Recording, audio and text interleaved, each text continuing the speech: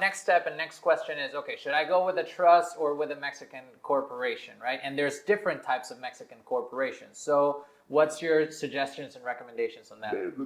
Very good question, Sebastian, because it's the people needs to be clear about all this. Maybe I try to explain in some friendly words. If you come to Mexico, Tulum, and you enjoy, and you want your department, for parties, for cinema, for family, whatever you want, for enjoy, maybe the best way is a trust. Why? Because it's for you, it's for your vacation, it's for your family, and you don't make any business with that because it's yours. The trust is more simplified, but the spirit of the trust is for homes. Okay. It's for homes. We changed the page. We come to Mexico, we saw a great business here, we want to buy a land, rent, development, hotels, whatever you want to do, definitely you set up a company. We advise that it should be a company. You can set up a company. If I want to mention for me the correct type of company that you need for that kind of business is a corporate on LLC in Mexico. The corporate is SA, and LLC is Sociedad de Responsabilidad Limitada. We have we talk about another more simplified, is the SAS, simplified companies. These are smaller companies, but they have a limited of incomes. The incomes in pesos is 5 million, in dollars around 250 per year. Is the limited for the SAS, for the simplifications company. For some people, maybe it can work, but for another people, maybe it's too small. If you check what you need, maybe you can choose the best for you. Every case is different. Right? Yes. So that's why But this is the big difference. What you want to do with your property in Mexico, because it's very important and it's very good moment because we have a new regulations.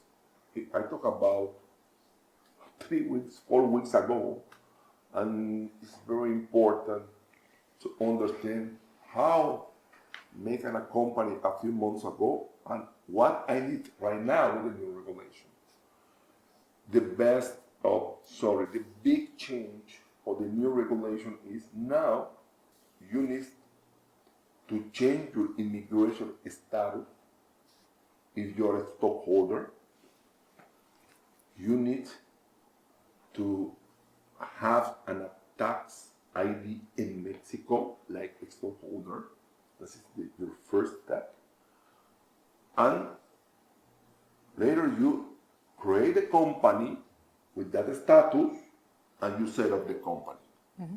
I'm thinking that maybe people who haven't invested here in Mexico are wondering, why do you need either a trust or a company? Mm-hmm. And it's because we are in the coastal area. Right. Here in Querétaro, we're in a coastal area, so I want to mention that the first step that my father was talking about is that as a foreign person, you can buy a property as an individual person, as an individual foreign person. Right. So that's why you need either a trust or you need a company. Another thing that is really important to mention, because we have experience in the US and setting up companies in the US for different purposes, even real estate purposes. And another difference here in Mexico is that, Sebastian, you need 2 people to set up a company. Mm-hmm. It's really important that we mention that there's no single person company, because some people want to come by here and they're like, okay, we decided that we need a company and that fits our needs, but maybe it's just one person that's going to come and invest here in Mexico. Mm-hmm. And they tell us, but we don't have any partners, it's just my money. Well, it's really important for us to mention that you need at least 2 stockholders here in Mexico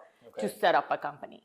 And then my dad was saying, like, the first step would be find, someone. Does one have to be Mexican? Sorry for interrupting. Yes. Okay. That's what my dad was mentioning right now. It used to be you could be tourist and you could have a company, or you could be a tourist and you can have, set up a trust. Mm-hmm. And now they changed that. the first thing that you need to do once you find a real estate that you are interested in would be, look for maybe an accountant, or preferably us, but you can go whoever you want. First is change your immigration status. You now know that you need to change your immigration status in order to do a company. You set up your company, and you need to do 2 tax ID numbers. You need to do a tax ID for the company if this is what you decide to do, because you're going to do business with the real estate that you're going to do. And you need an ID number for yourself also. Okay. Because once you change and once you want to be a stockholder, you need a tax ID number for yourself. Of course, there's a lot of information. Of course, we're not going to talk about the details. You need to go to a professional because each case is different. Each foreign person is different. But in a regular, or just in a general, would be you need a tax ID number and you need a company that suits your needs. Right. And it's really different from one company to another. Tax related, legally, everything. Okay. So yeah, but generally it's just what we mentioned. Perfect. And the other corporation, the other option that you said that has a limit of $250,000 a year, that one you also need 2 stakeholders? No, for the SAS, you can be one. Okay. Just that so one. That's a good exception. Yeah. But for the limited, can be more, one or more, but can be one. Okay. But another good rule or important rule is that if you are the only stockholder in that kind of company, you cannot be a stockholder in another company. Okay. Yeah. You also want. And other viewers and readers have asked, can I make my American LLC a stockholder in a Mexican corporation? Can they do that? Yeah, it's perfectly possible if you set up a Mexican company, and if you want to put your LLC from United States or where are you from, like another stockholder, is legal, and you can do it. Okay. You can do it. Do you recommend it? Yes, can be work. I don't have any problem because it's the same responsibility, and sometimes the people do, because when we create a company and we need no less than 2 Stakeholders. and the stakeholders, and they don't want to involve another people, they put her company or the company, because I am the owner, and me like an individual. Okay. To legalize the paperwork here, or to bring it, there's some notarized that has to be done. It's not as simple as just coming with your papers here and just being like, okay, I'm going to be the stockholder. No, but it can be done. Okay. And it's not recommended. The flu, you fix with different medicine. You can take your aspirin, you take Tylenol, and your flu will be resolved, but looks the same, but everybody have a specific regulation. And that's something very important to mention. There's so many different options. They see it on a case-by-case basis. So reach out to them. We're going to leave their contact information. And they suit a tailored strategy for every investor and their exact needs and wants, right?